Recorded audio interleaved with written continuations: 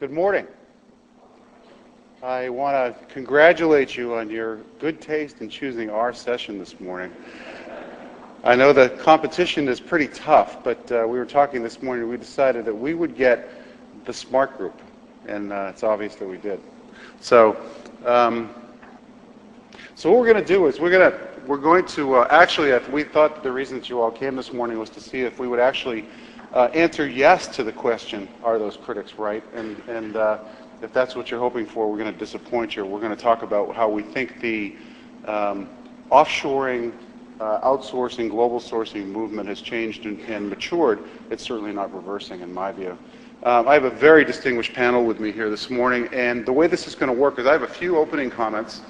I'm an analyst, so they let me bring PowerPoint, and so I'll talk about a little bit of research that we've done on the subject. And then each of my panelists will talk about their perspective on the issue of offshoring, outsourcing. See, I said offshoring, it went off.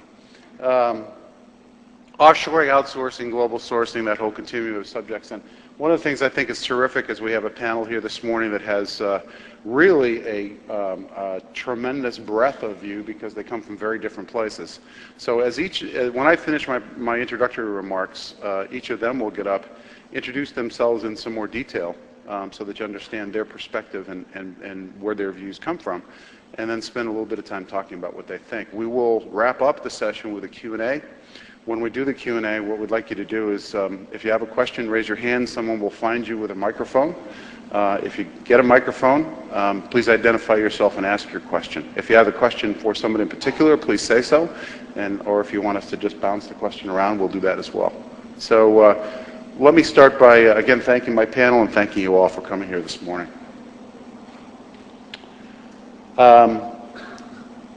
Some key messages, some key thoughts that I have about offshore services. First, in my view, the entry of large-scale offshore capability started a transformation of the services industry. That transformation is not complete. I think we've seen early stages of it. It will continue to change. The notion that work can be done in a place where the best combination of cost and value is available, I think is revolutionary. So we think that offshore was very strategic and really a disruptive form of delivery. Disruptive is the word that all the analysts at IDC are using this year, so I have to slide it in there a few times. The offshore labor-only model, we think, has a limited lifespan of effective service delivery.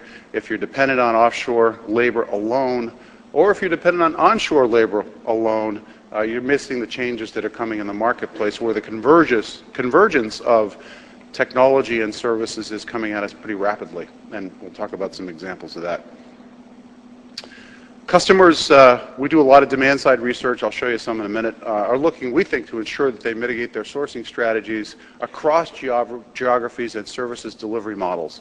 So 5 to 7 years ago, when people were starting to experiment with the first things that they didn't do for themselves inside their own organizations, or with long-term partners who were also working on their premise, usually inside their organizations, the offshore model was kind of, again, disruptive, kind of groundbreaking, gave them some experience in the core capabilities required to let people support them remotely.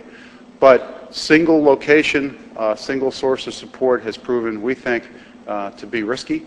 And a lot of companies are implementing strategies, and some of our panelists will talk about this, I'm sure, to make sure that they've mitigated those risks. The other thing that we see is expansion by non-India countries as primary sources of services. There are a lot of people that have seen the success of the industry here in India and want to play the same way. I have a slide on that in the back. I'll tell you, I'll preface it by saying I think that a lot of countries and a lot of companies are trying to get into the low-cost labor game as the game has already changed, but we'll see who some of those are.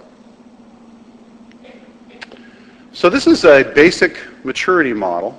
This is our view of kind of how this whole sourcing transformation has taken place. And clearly, I guess what I would say is you could extend that line back much earlier than 2004, where we've kind of confined the time frame here. and that, you know, if the dimension is to optimize the resources that are being used, offshore discrete sourcing was a good solution. It helped with cost. It could be project-based. The companies that have participated in that market have tremendous discipline in terms of project management and quality. It has proven somewhat tactical, and a lot of it was focused on supporting or transforming from labor environments. A good solution, and it continues to work for the right problems.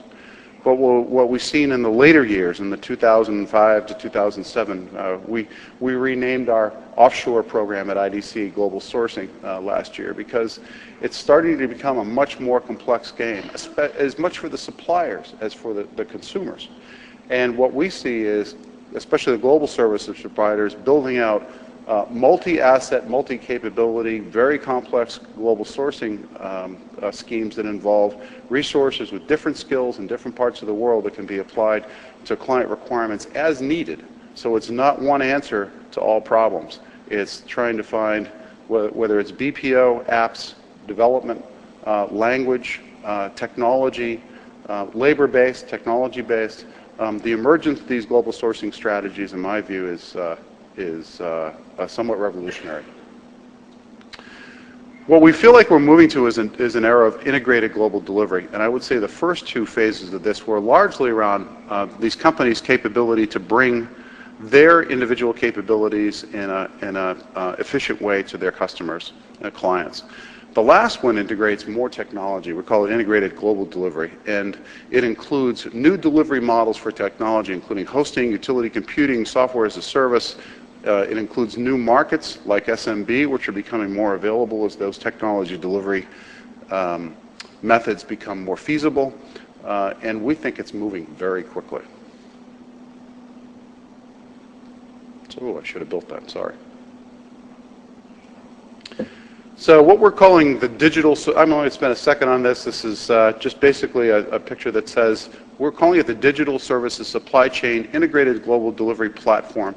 And you can see the components are customers who want to buy what they need, where they need it, the ability to do local delivery, the ability to do global delivery, but also to incorporate those technology elements as they emerge. It's a very complex problem for services providers. I'm sure a couple of our panelists will talk about that, but it's an effort that's crucial to being a strategic player. So what do we see in the emergence of disruptive and transformative delivery options? First, we think offshore providers are expanding the market potential with these models, making the market bigger, increasing the opportunity. The ability to do these more sophisticated things is actually making the market bigger, in my view. A couple of examples. Delivering large-scale IT outsourcing on a cost-effective global delivery model. An example is HPL's deal with Autodesk, which is quite interesting. The integration of global sourcing with offshore and a hosted onshore infrastructure, and leverage partnerships for the hosting.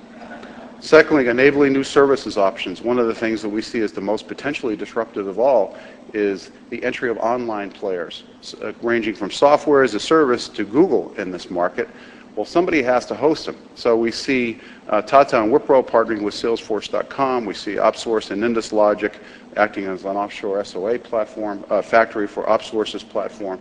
It's these partnerships and ecosystems where people are bringing capabilities that they have, the capabilities coming together to create new delivery models, we think is the real disruptive form here. Just some quick research. I talked earlier about customers being interested in mitigating risk. This is a survey that we did called Utility Computing Market Adoption. It's a narrow slice, but I thought it was interesting because we asked them what they saw as the top 3 benefits from leveraging utility computing as an outsourced service. The first you would expect is cost savings. The second, ability to scale workforce on an available basis, variable cost.